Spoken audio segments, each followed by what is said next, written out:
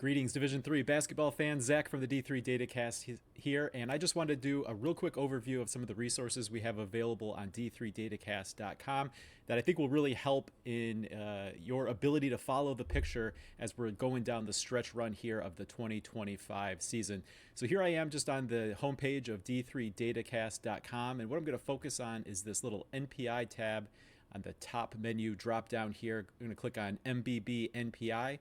And this is where we're running our daily updates for the current season played to date NPI standings. Now that the NCAA is publishing the official numbers, we will get those official numbers, but it may only be weekly at this point. As we've done since day one of the season, we'll continue to update these numbers daily. So regardless of whether or not the NCAA has decided to publish updated numbers, you can find them here at d3datacast.com/NPI. Or like I said, just go to that homepage, d3datacast.com. Find that menu at the top, that little navigation bar, NPI, the little drop down, gives you the current NPI standings up to the day. We'll run these every morning there, and we also have projections. So this is a little bit different. This is looking forward. We talked about this on our most recent episode, in which we unveiled the bubble watch. Here we're taking season played to date and then simulating the season, the rest of the season, 1,000 times to try to find out what are the range of outcomes that could occur. So at this point, we're starting to see some teams that are already in that lock category. Should they continue to perform as they have so far this season, if they come up short of their conference's automatic qualifier, in 100% of simulations, we're already seeing a few teams being able to get that at-large bid should they need them. And this we will update from time to time.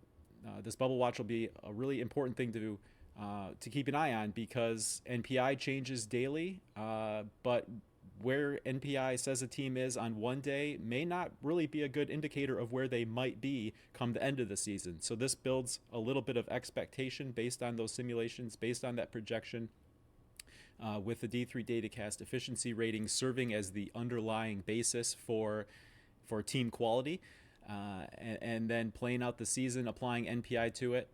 And right now we're going to be categorizing teams as locks and near locks, solid, bubble in, bubble out, and then probably out based on the number of times that teams receive Pool C bids, at-large bids, in the simulations when they need it. And again, this is going to change rapidly, and we'll keep it updated as best we can. I think in our most recent episode, Matt figured it might be about every other day to start, but again, this is going to be something to keep an eye on as we're going down the stretch run.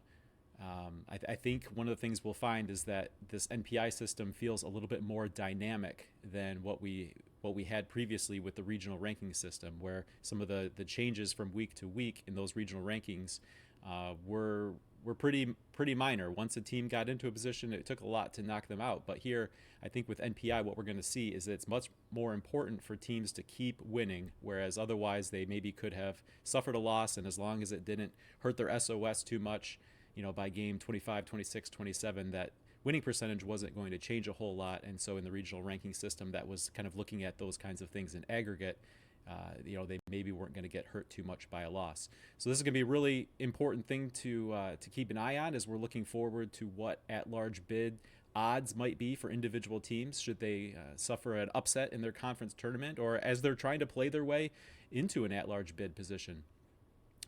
We're also going to be keeping an eye on what those top 8 seeds as determined by NPI are going to be. The top 8 seeds will be protected from each other under current bracketing principles. That means 1 through 4 will be in quadrants spread across the bracket, and then 5, 6, 7, and 8 will be basically the 2 seeds in those. So none of the top 8 will be able to meet any earlier than the quarterfinals, and that's regardless of geography.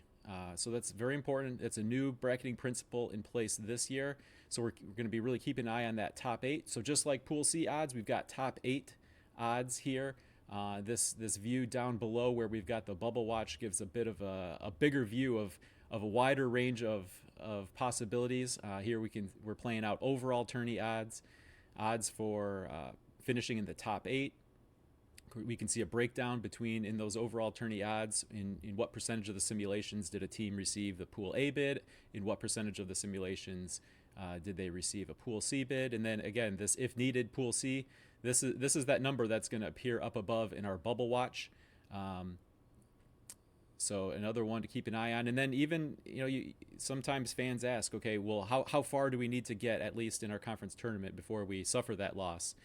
And so based on the simulations, we can see how often a team gets in via Pool C, depending on if that loss comes in a championship final, semifinal, quarterfinal, if the case may be.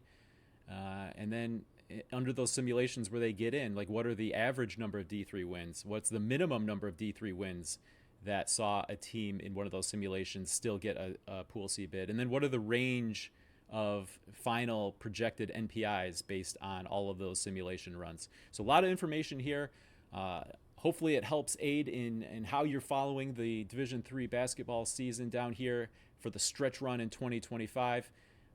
But we got a lot going on here at D3Datacast.com that I think a lot of people still may not know about. Wanted to get a little bit of a walkthrough going, and it's out there. Enjoy it. D3Datacast.com is supported by our great supporters on Patreon at patreon.com/D3Datacast. So what you will not find on D3Datacast.com are ads or paywalls. There's no need to subscribe and log in to find this. It's all right there. But if you would like to support the site, support what we're doing here with a voluntary subscription, we have that option available through Patreon, patreon.com/D3Datacast. And hey, enjoy it. It's going to be a lot of fun to see the season play out this last month here, and I think we're in for a great tournament. Good job, team.